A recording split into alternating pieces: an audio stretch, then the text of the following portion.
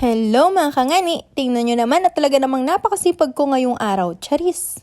Paano ba naman hindi ako sisipagin na rin? Tingnan nyo naman ang aking ginagamit sa pagpunas at talaga namang walang kapahirap-hirap.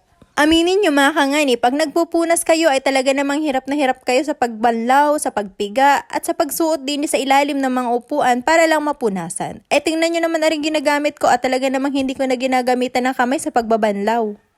Ang kinaganda pa nga ni Nare ay talaga namang 360 ay pwede mo siyang ikot-ikutin. Kaya naman pwedeng-pwede rin sa mga ilalim ng upuan at hindi mo na kailangang gumapang pa o kaya naman ilumuhod dyan sa pagpunas, charis.